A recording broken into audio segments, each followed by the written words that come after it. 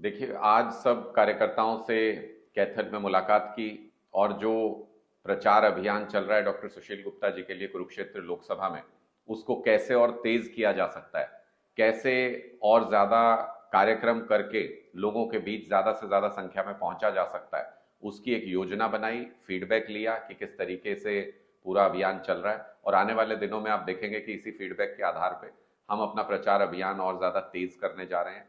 कई सारे senior leaders भी प्रचार करने के लिए कैथल और कुरुक्षेत्र में बहुत जल्दी आएंगे।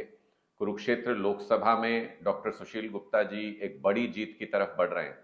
कार्यकर्ताओं का जो फीडबैक है उसके आधार पे मैं ये दावे के साथ कह सकता हूं कि इस वक्त एक मजबूत स्थिति में डॉक्टर सुशील गुप्ता जी हैं और लोगों का समर्थन उनके लिए, अरविंद केजरीवाल जी के प्रति लोगों की सहानुभूति और जिस तरीके से नवीन जिंदल बैकडोर से एंट्री करके जिस तरीके से टिकट लेके आए भारतीय जनता पार्टी से, भारतीय जनता पार्टी के लोगों में, कार्यकर्ताओं में भी रोष है उसे लेके। ये सारी चीजें स्पष्ट तौर पे बताती हैं कि यहाँ पर आम आदमी पार्टी और इंडिया गठबंधन बेहद मजबूत स्थिति में है। सर, नवीन जिंदल को लेकर बीजेपी कार्यकर्ता नाम कुछ दिख रहे हैं, इसे कैसे देखते हैं? देखिए, नवीन जिंदल जी जिस तरह से टिकट लेके आए हैं, ईडी और सीबीआई के प्रेशर में जिस तरीके से उनको जबरदस्ती उम्मीदवार बनाया गया है कुरुक्षेत्र लोकसभा से, वो स्पष्ट तौर पे भारतीय जनता पार्टी के कार्यकर्ताओं को समझ नहीं आ रहा है।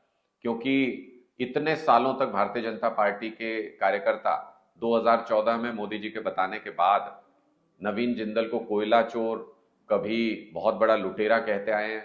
अब गली गली जाके उनके लिए प्रचार कैसे करें, उनको कोहिनूर कैसे कहें, यह असमंजस की स्थिति बीजेपी के कार्यकर्ताओं में है और इसलिए बीजेपी के कार्यकर्ता साथ चलते हुए नजर नहीं आ रहे हैं। नवीन जिंदल जी का चुनाव प्रचार किसी भी तरीके से उठता हुआ नजर नहीं आ रहा है और किसी भी तरीके से भारतीय जनता पार्टी का जो कैडर है वो साथ चलने को तैयार नहीं है। इस वजह से नवीन जिंदल जी अलग थलग अकेले इस पूरे चुनाव में पड़े हुए हैं और उसका स्पष्ट कारण यही है कि लोगों को ये समझ में आ गया है कि ये मजबूरी के उम्मीदवार हैं।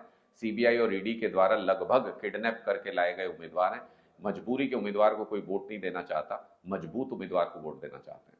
सर, इनेलो उम्मीदवार अभय चौटाला लोगों की गर्दन काटने की बात कहते हैं, इसे आप कैसे देखते हैं? देखिए, गर्दन तो वो काट सकते हैं। हरियाणा के लोगों को मुझे नहीं लगता इसमें कोई संदेह होगा, उनका इतिहास ऐसा है।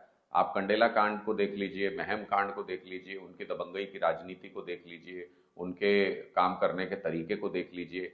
हरियाणा में वो इसी तरीके की भाषा के चलते, इसी तरीके के जो अपनी हरकतें हैं उनके चलते हरियाणा के लोगों की नज़रों से पूरा चौटाला परिवार, इनकी राजनीति उतर चुकी है।